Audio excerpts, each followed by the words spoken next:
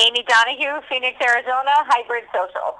Hybrid Social. And this is going to be pretty exciting because on your LinkedIn page, which I'm looking at, and we'll have the links on our website as well for her LinkedIn page if anybody'd like to reach out to her, but it says Cannabis Social Media Consultant. I think that is a great title. That is a great company industry type of a thing. Let's just start with that, if you will, a little bit, and that'll kind of give us an overview of what you kind of do on a day-to-day basis. Amy. Well, my start in social media came in 2004-ish, maybe. I started doing comedy 15 years ago and jumped on the MySpace wagon and really started to build up my following there. And then I was a radio DJ in Scottsdale and used MySpace and then Twitter to build up my following and listenership. And then people started asking me for help. Little small business owners here and there would say, hey, can you help me with this? And I would charge like $50 and sure, I can help you with that. And then all of a sudden it ended up being my job. I had lost my job twice in 1 year. One was for donating my kidney and the other was a 50% layoff at a company I was with, and they were the ones that said, you need to go into business for yourself. You're awesome at this. So I didn't have a choice. With the amount of experience I had, there's no way I could get a job making what I'm worth. So I just went into business for myself, and there were some lean years, but I wouldn't give it up for anything. And I got into cannabis full-time 4 years ago, doing social media consulting. I also run a networking group here called Canna Friends. We meet once a month. I mentor cannapreneurs when they need to know about contracts and how to negotiate and things like that a lot of small business owners don't know. But since they're first-time business owners, they need to learn. So I love holding people's hands. I find it very interesting because not only did you ride the wave that I'll call the cannabis wave, which is still going, and it's probably in its a little bit above infant stages now that we've got the number of, I'll call it the 20, 30 yard line out of 100, we'll call it, because it's still got a ways to go. But you also kind of rode that social media wave a little bit in that people started being able to get enough clients so that they can make a living out of it. Like 5-10 years ago, you started seeing, sporadically like social media manager job posts and that sort of thing. So have you ever taken a step back to realize that you kind of hit a nice crossroads of the emergence of a social media presence and also the cannabis industry's acceptance? It's funny because I've never been that person who's like the ultimate business owner with like this huge staff or anything, but I seem to find stuff that, like when I started comedy here, there were not a lot of females doing comedy. Radio, there were not a lot of radio stations anyway here in Phoenix. It's kind of tapped out when it comes to that, but I see something new and I want to be a part of it because I get bored easily. And that's why I love working in cannabis. As we said before we went on the air, it changes every day. So I just happened to see something new and wanted to get involved. If it's stuck, it's stuck. If not, then I would do something else. The other part of the cannabis industry that I find pretty interesting is just the emergence of technology. We were talking a little bit off the air about the innovation side of things. And talk to me a little bit about some of the things that you've seen or read or experienced firsthand when it comes to the advancements made in technology in the cannabis industry, whether it's from the networking side of things or from the hydroponic or the LED lights. What is it from the innovation side that really stands out to you in the cannabis industry? Well, I'm not a grower, so I don't know too much about that innovation. I'm familiar with LED lights, but for me as a consumer, I'm also a patient. I'm in a medical state, so I am a patient, but I'm a Gen X patient, and I have a little bit of extra money to be able to buy things that are super cool. And what I just bought for myself for Christmas was the Cloudiest 9 which is a water filtration vaporizer. Have you heard of it? No, I have not. Oh, okay. Well, I will send you a link for this. It is the coolest thing because it lights up. It's got different colors for different temperatures to vape, and it vapes flower, which is really cool because not everybody wants to do cartridges or concentrates. I'm old school. I'm 46. I want to smoke flower. So that is one of the coolest technology things I got. Also for Christmas, that, by the way, was about $200. It was my Christmas present to myself. I just got also a Jupiter vape pen, which instead of lighting up when you inhale, it vibrates a little bit. So that's kind of cool because you can be a little bit more discreet without having the light show up while you're trying to vape on the patio during Thanksgiving dinner when the family's driving you nuts. A little bit older than that, at the 2016 NJ BizCon, I treated myself to an Anabe purse. And those are purses that are odor-free. They have a special lining in them, and they have a couple different stash spots in them. So if you go to a concert, your vape pen can be hidden or your pipe can be hidden. There's little pockets in there. So I thought that was cool, too, and it's discreet. And I feel it speaks to me as a target audience because there's enough products out there for the younger generations, but I don't always get drawn to products unless I see something like the Cloudiest 9 or the Jupiter pen, something different, a little bit new. It might be a little bit pricier, but I'm worth it, and I work very hard for it. When it comes to software style technology, if you want to get into that side, the software that dispensaries use, I don't work in a dispensary, but I have a dispensary client. So working with Baker, working with Hyper, there's a lot of different technology companies out there for the retail side to make the payment process easier because that's such a pain in the butt. But also making patient experiences just easier and nicer and feel more welcoming when you have implementation of software that is going to just make everything easier for everybody involved, get more patients in the door, but also, like I said, make it easier for people to check out. Kind of interesting, the purse and the vapes and the pens and all these different things because, you know, here, of course, my leading question was more about the hydroponics and the lights. And you brought up a slice that I left out, which is the merchandise. And really what the bigger picture is the economy that this industry has really created.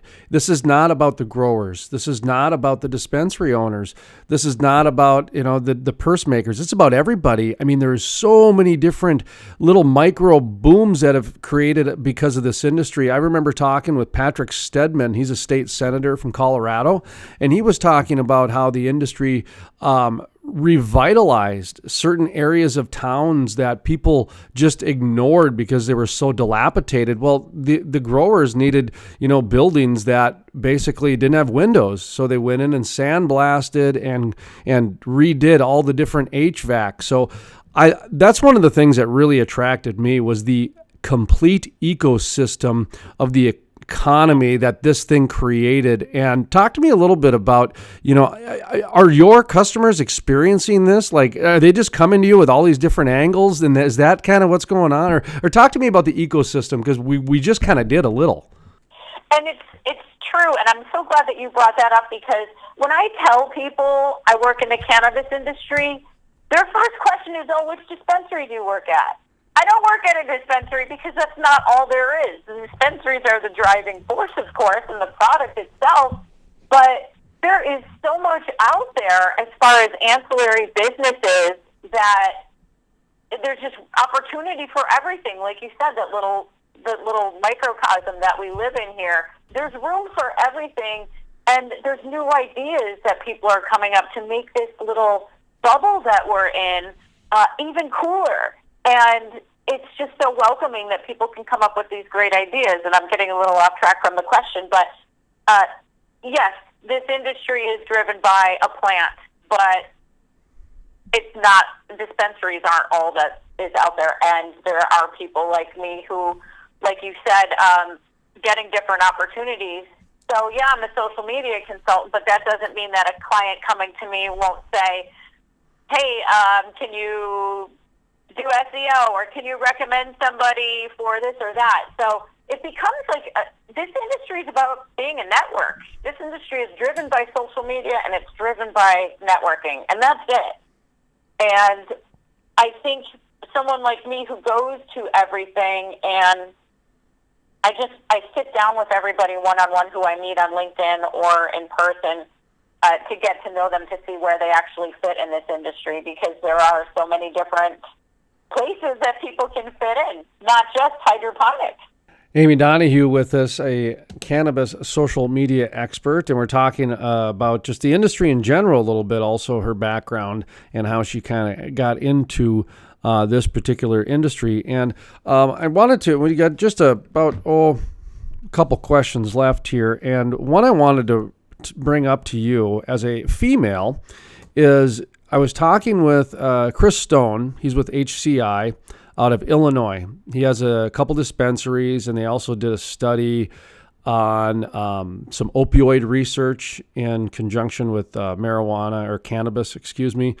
But one of the things he brought up was there was a Carbondale, Illinois study, and what they found out was Carbondale, Illinois, Southern Illinois, that females are the number one consumer. Females, I think it was age 40 to 60, 45 to 60 in there. It was the Gen X females, essentially, that were the number one consumers, and also the fastest growing on the recreational side.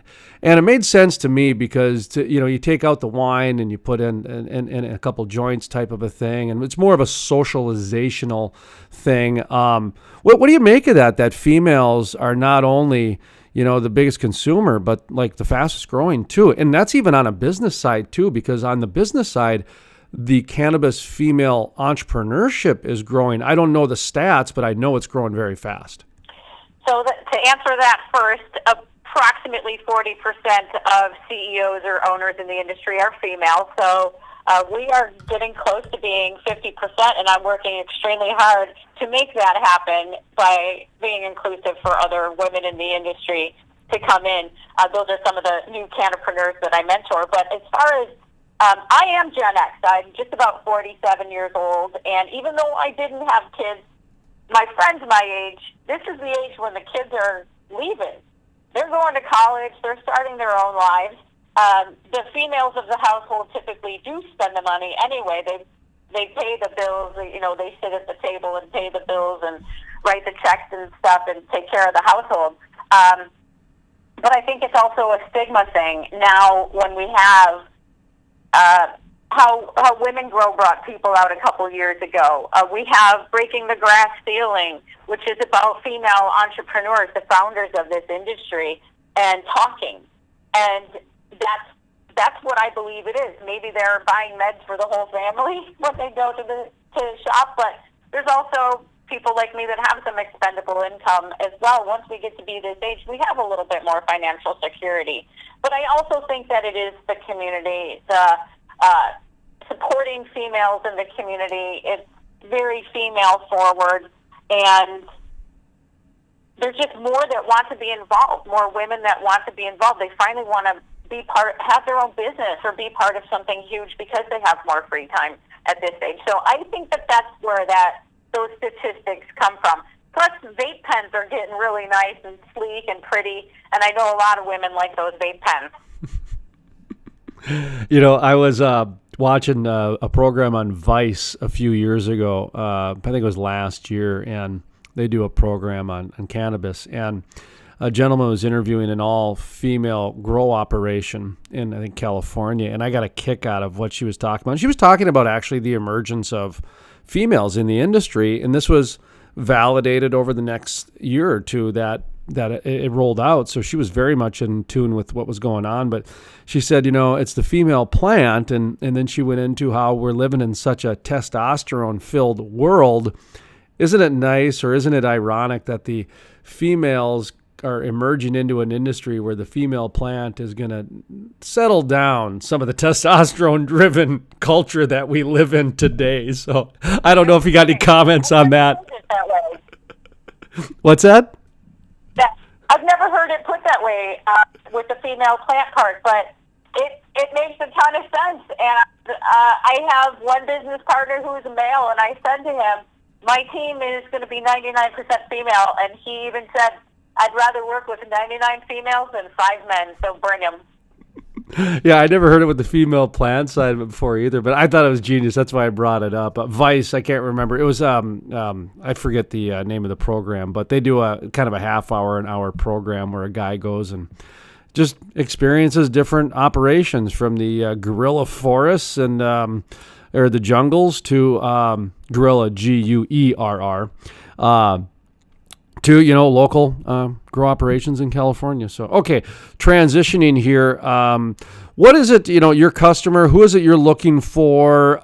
Do a little bit of a promotion for yourself, kind of a commercial, if you will. Let people know who specifically is your perfect customer. Oh my gosh, thank you so much.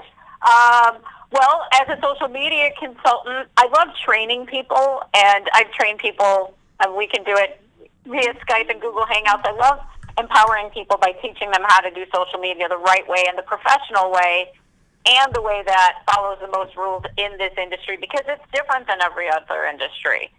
And so I love doing that. I also do full social media management and have a team of experts under me. And I also, anybody who is looking to get in the industry, whether just to meet other people and network, or get a license and buy a dispensary. I'm looking for everybody who wants to do business in Arizona. I'm a really great connector, and I kind of make it my job to know everybody so that I can connect the right people to the right people. And just to kind of validate what services somebody like Amy can provide, when we were setting up the Dakota Cannabis Club, Facebook, for example, they wouldn't allow the word cannabis. So we're the DAC Can Club, and Twitter wouldn't allow the word either. And so we're the DAC Can Club there as well. And when we did an interview with the First Lady of North Dakota about her opioid addiction campaign, and the interview was kind of, is there any conversation about the cannabis research and opioids, that sort of thing. And we posted it on our Facebook page, and they wouldn't let us boost it. They wouldn't even take our $3 or our $20 or whatever the heck. So have you experienced any of these hurdles where the word marijuana, the word cannabis is like zero tolerance, red flagged on certain social media platforms? Honestly, I think I'm on a list now, because I have clients that range from a dispensary to a hydroponic supply, ironically, that doesn't even touch product. And so for the dispensary, we have an anniversary party every year. It's open to the public. It's free food outside, live music. Of course, only patients can go into the shop. But it's like a block party. And I couldn't boost it because in the event on Facebook, it had the address of the dispensary with the website, and on the website, patients are allowed to order online to pick up there. And because they saw that as selling drugs, they wouldn't even let me boost a post about a party. But I can say that I have never posted anything on Facebook for any of my cannabis clients that could get the page shut down. I follow the rules, and social media is not about selling. Unfortunately, people are not putting professionals behind their brands on social media, and those people are trying to sell, and that's where things get sticky. So yes, I've run into it. Twitter is actually way more forgiving than Instagram or Facebook. And just a little tip for everybody out there, if you have an Instagram business account that you can put your address and such on it, if you are a dispensary, you're going to want to take that off, because they just changed their rules where they're being more lenient with what they're allowing people to post, as long as you don't give them a call to action and a way to obtain. So it's tricky. You have to know the rules, and you have to keep up on them on a weekly basis, especially with the social networks and this industry.